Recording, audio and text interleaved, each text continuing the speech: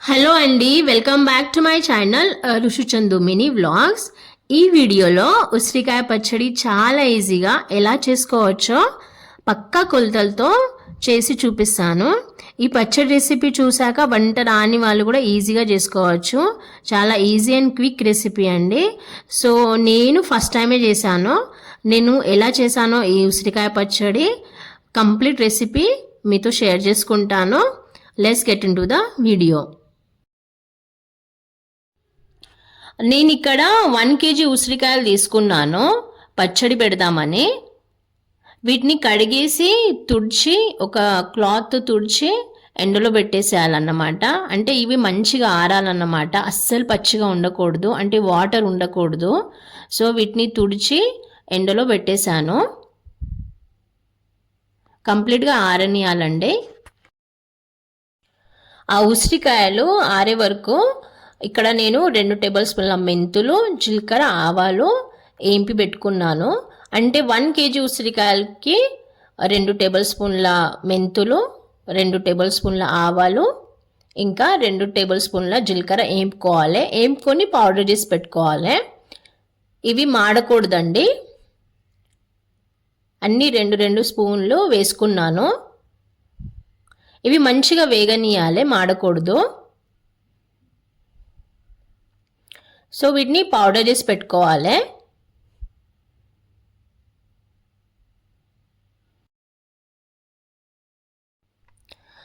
రెండు ఎల్లిపాయలు తీసి పెట్టుకోవాలి. 2 తీసుకున్నాను ఎల్లిపాయలు. సో ఉసిరికాయలు చక్కగా ఆరిపోయాయన్నమాట. కడిగి తుడిచి ఎండలో పెట్టేశాను. మన చేతికి కూడా తడి ఉండద్దండి, అస్సలు వాటర్ ఉండద్దు. ఎల్లిపాయలు తీసి పెట్టుకున్నాను. సో ఇవి దంచి పెట్టుకుంటాను. సో ఈ ఉసిరికాయలు డీప్ ఫ్రై చేయడానికి ఒక కడాయిలో ఆయిల్ పోసాను. ఆయిల్ వేడెక్కాక ఈ ఉసిరికాయలన్నీ డీప్ ఫ్రై చేసుకోవాలి. నేను ఫస్ట్ టైమే చేశాను, చాలా భయం అయింది. కానీ ఎండ్ వరకు, అంటే పచ్చడి అయితే చాలా బాగా వచ్చింది. అందుకే ఈ వీడియో మీతో షేర్ చేసుకుంటున్నాను. అంటే రాని వాళ్ళు కూడా, బిగినర్స్ కూడా ఈజీగా చేసుకోవచ్చు అన్నమాట. సో ఇవి ఫ్రై చేసుకోవాలి ఉసిరికాయల్ని. మధ్య మధ్యలో కలుపుతూ ఉండాలన్నమాట. ఇలా మధ్య మధ్యలో కలుపుతూ ఉండాలి. ఆ మిగతా అన్నీ కూడా డీప్ ఫ్రై చేసుకోవాలి. అంటే ఈ ఫ్రై ఎలా చేసుకోవాలంటే ఒక 4 స్పూన్ తీసుకొని చెక్ చేశాను. ఈ 4 స్పూను లోపలికి వెళ్ళే అంత ఫ్రై చేయాలన్నమాట. అంటే మరీ సాఫ్ట్గా ఉండకూడదు ఉసిరికాయలు, మరీ హార్డ్గా ఉండకూడదు, ఇలాగే ఉండాలి ఫ్రై. అంటే ఆయిల్లో ఇలా వేపుకోవాలన్నమాట ఈ ఉసిరికాయల్ని. సో ఇవి 1 kg ఉసిరికాయలు. సో నేను ఇప్పుడు వీటిలో ఫస్ట్ చేసుకున్న పౌడర్, మెంతి, ఆవాల, జీలకర్ర పౌడర్ వేస్తాను. అలాగే కారము, ఉప్పు. కారం ఇంత, ఈ బాల్ అంతా తీసుకున్నా అండి, ఇది మీడియం సైజ్ బాల్ అన్నమాట. ఉప్పు కూడా సేమ్ బాల్లో సేమ్ తీసుకున్నాను. కారం ఎంత తీసుకున్నానో అంతే ఉప్పు తీసుకున్నాను అన్నమాట. సో ఫస్ట్ అయితే ఈ పౌడర్ వేస్తాను, మెంతి, ఆవాల, జీలకర్ర పొడి అన్నమాట. సో వేసేయాలి, ఫస్ట్ ఇది వేసేయాలన్నమాట. ఆ తర్వాత కారము, ఆ తర్వాత ఉప్పు. కారం ఇంత తీసుకున్నానండి.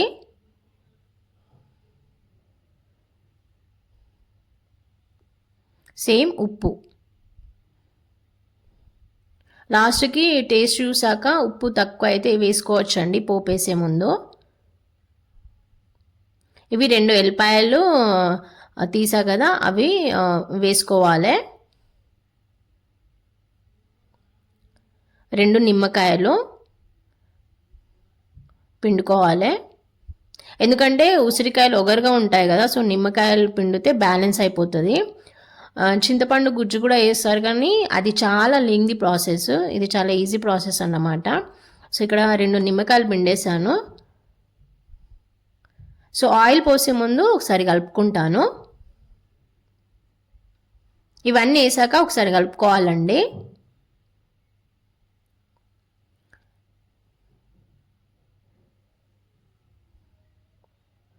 సో 1 kg ఉసిరికాయలకి నేను ఇక్కడ 1 గ్లాస్ ఆయిల్ తీసుకున్నాను. సేమ్ కడాయి ఇదే ఆయిల్ అండి, కడాయిలో పోసా కదా ఆయిలే వీటిలో పోస్తున్నాను. మీకు ఆయిల్ ఎక్కువ అనిపిస్తే కొంచెం తగ్గించుకోండి. నేను ఇక్కడ సన్ఫ్లవర్ ఆయిల్ పోసాను. పల్లి నూనె కానీ నువ్వుల నూనె అయితే చాలా బాగుంటుంది. సో వీటిని చేయితోనే కలుపుకోవాలి, చేయితో కలుపుకుంటేనే మంచిగా కలుస్తుంది అన్నమాట. ఆయిల్ పోసాక ఇలా కలిపేశాను.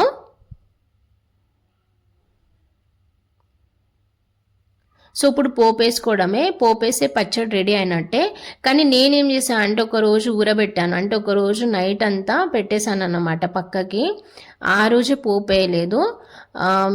మీరు కావాలంటే ఆ రోజు పోపు వేసుకోవచ్చండి, కానీ నేను ఒకరోజు పక్కకు పెట్టేశాను. సో నెక్స్ట్ డే పోపు వేసాను అన్నమాట. సో ఆ పోపు ఎలా వేసానో చూడండి. ఆ పోపు వేస్తే మన పచ్చడి రెడీ అయినట్టే.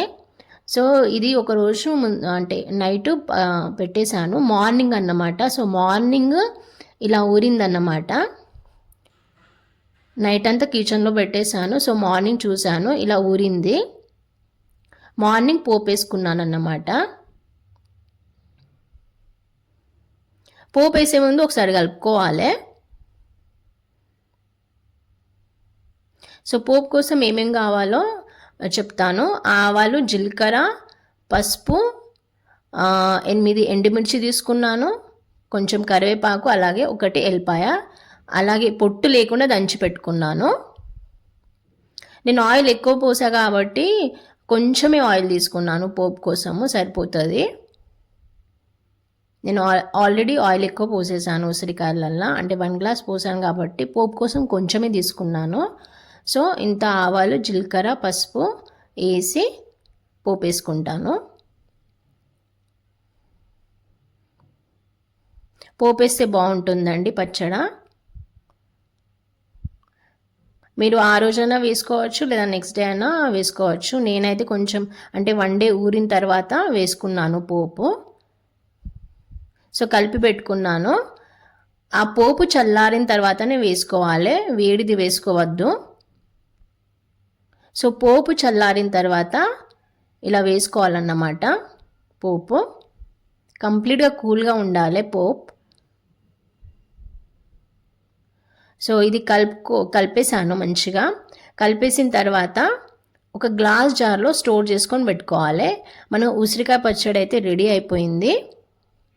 సో ఈ గ్లాస్ జార్లో పెట్టేస్తాను. ఫ్రిడ్జ్లో పెట్టకూడదు, ఎందుకంటే ఇది ఊరలేదు కాబట్టి ఫ్రిడ్జ్లో అస్సలు పెట్టద్దు.